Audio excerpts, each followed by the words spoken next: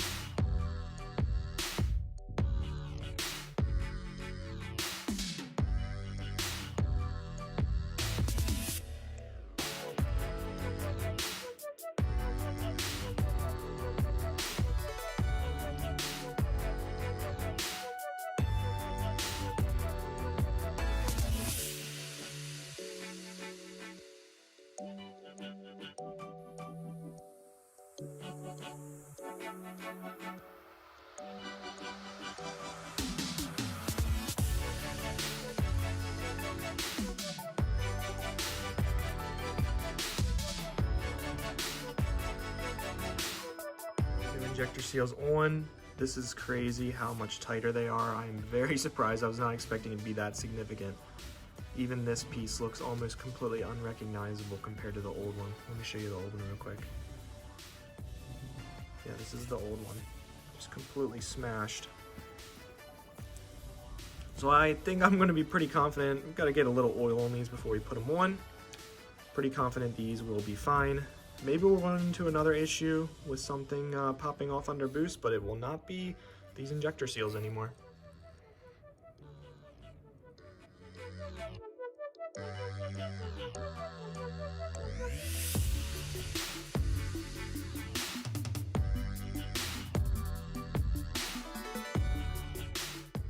And I decided to get this harness out of the way just so I could see better and make sure the injectors were sealed up perfectly.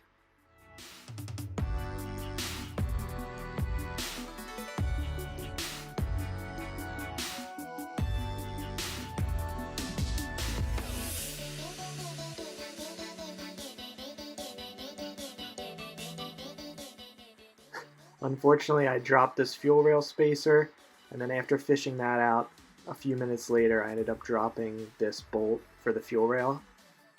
And the bolt was not possible to get out. It was way down there lodged between the transfer case and the transmission. So I had to take a break and do a quick run to Harbor Freight to get some proper tools for fishing stuff out of. Luckily, with the right tools, it was super easy to get that bolt out, and we could get back to putting the car back together.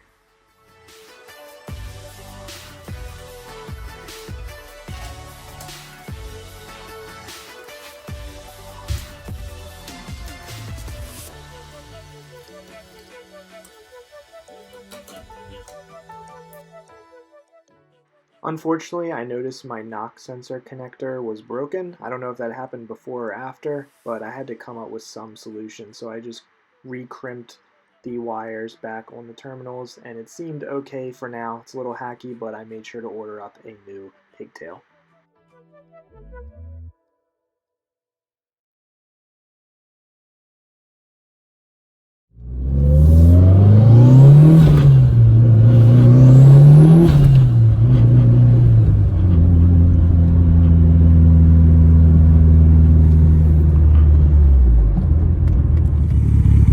I'm happy to say that the car runs perfectly now.